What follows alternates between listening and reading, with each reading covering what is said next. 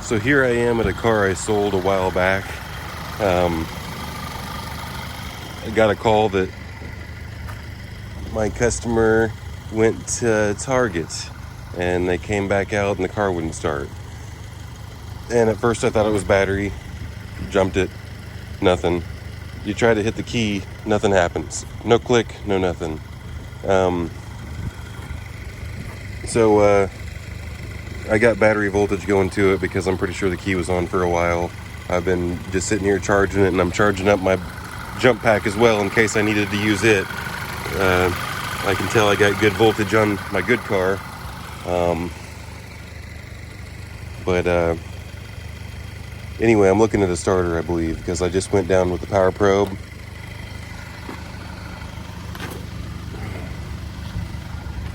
And what I did was I went all the way down to the starter. And if you look pretty close way up in there, probably not going to be able to show the camera, but and I don't feel like it right now because I'm in a conundrum, but that right there, see that? That's the wire for the solenoid, and I took some sheathing and pulled it back, and I applied 12 volts straight to the solenoid, and nothing happened. So I believe I'm looking at a starter. Now here's what I got. People coming and going, super busy. This is the ritzy side of town, north side of town. Westfield is what it's called. It's right next to Carmel. Cops here are crazy. Look, even someone pulling in next to me right now. So I feel a little skittish, you know, doing a substantial repair job on this car. It's a little bit cold outside, you know, it's a little 30 degrees. This is what I got. I ordered an LKQ starter months ago. I try to keep on top of it. I try to keep at least one. I can't keep a plethora of, I mean, if I had my choice, I'd keep like 10 of these on hand, but I can only afford to keep like one of each thing. And I try to find the best, lowest mileage part I can find. And I would prefer to have a good OEM part, low mileage OEM part, than a cheaper used, cheaper aftermarket. So that's the way I go. Now I did buy one of these brand new. You can get one remanufactured as well, but you have to turn them the core, and they're both roughly around the $300 range. Pay a little bit more for the Bosch brand new one. So that's the deal with the starter here. So I got one to put in. The full story with the thing is, initially I didn't know for sure what was going to go on with it, because whenever I was pushing the button, I didn't hear anything. I typically like to hear a click, and when you hear the click, that means that power's going to this smaller part of the starter. That's the starter solenoid. And remember, you know, because I'm not going to be able to explain too much of this, I'm going to be in hurry rush mode. This wire right here is hot at all times. 12 volt power, big power wire. So we need to isolate the power in the top middle so that whenever we pull slack on this, we don't ground it out. And then I also need to disconnect this connector back here. So we got two big bolts, one on the top, one on the bottom. We got a 16 millimeter I'm gonna have to get with a wrench on the bottom, and then this top one is an 18 millimeter triple square, and there's a spacer in there. And this is a really tricky thing to get loose. Now I've already, maybe I'll explain it afterwards. I just need to get started. My starters here. This is my replacement starter, and this is the starter that I just took off. First off, you can just tell the condition. Like, for instance, look at the back of this one, and then look at the back of this one. It's just cleaner, nicer shape. But that's not what matters. What matters is if the thing stinking works or not. And what I have here is my power probe, and I can only do so much with this because I've got it hooked up to my jump pack here. Got my miscellaneous tools. Just using my car as a work car. Anyway, after I fielded the 5th or so phone call for this stupid ordeal, been working on it ever since I got the first phone call on it. Stinking stupid emergency that I should really not have to deal with, to be completely honest. I should have, if I have to deal, I mean, this isn't my responsibility. If I really was being honest, I would charge way too much to do this, because this is not what I want to be doing. And yeah, I'll do a video on this car in the future. This is my manual transmission car. For some reason it has a PO300 for the KO3 turbo, KO4 turbo I meant.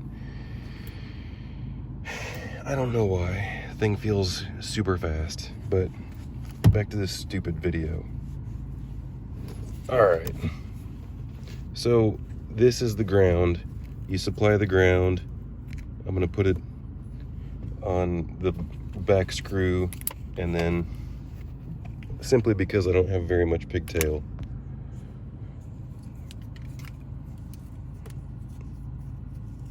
so we're gonna ground out the case, and then we're gonna try, come on, ground out the case.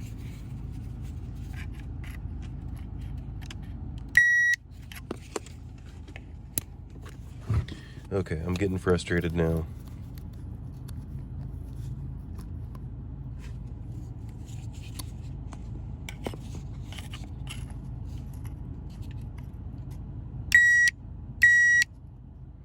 Nothing. Well, that's not good enough ground. You're not grounding it good enough. It's a dull ground. No, the ground is fine. This starter's dead. Ideally, I would like to have power. Power goes here, so power is supplied, full power is supplied on the opposite side of the relay whenever you trigger it. So let's swap over to the good starter, and I'm going to do the same thing. I'm going to throw ground as close to it as I can, which is on the back stud there, and then I'm going to trigger the solenoid in here. I'm trying to get you a view so you can see it.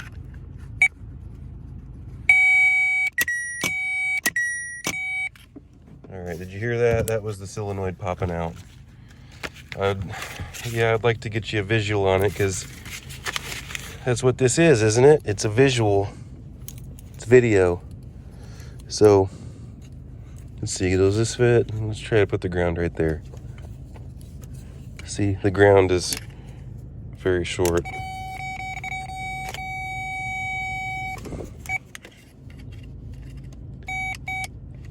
And that right there, folks, is a good starter. So I'm about to load that starter up in that Q5, and we're about to see if the thing runs. It's now 10:50 at night. All the Target employees have left. I did not necessarily have to wait for all the Target employees, but I just didn't want any mess. Here's what I got. I separated the catalytic converter, and I've got the engine mount loose. I've got the starter removed.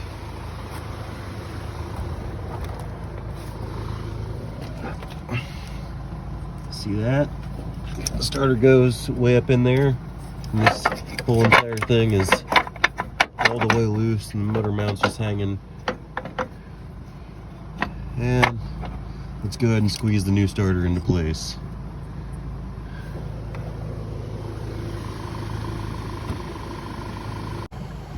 I really don't feel like filming any of this kind of stuff, but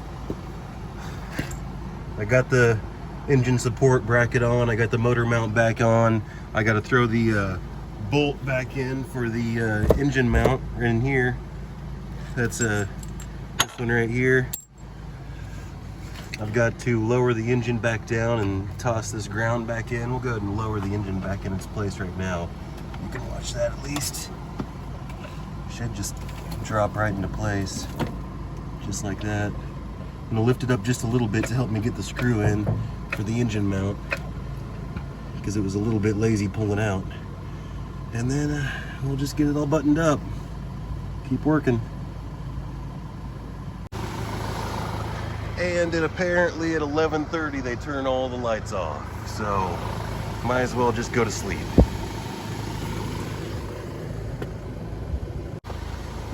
All right, here it is, moment of truth.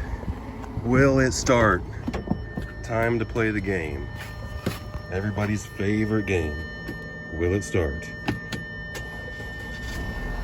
The answer, ladies and gentlemen, is yes, it will.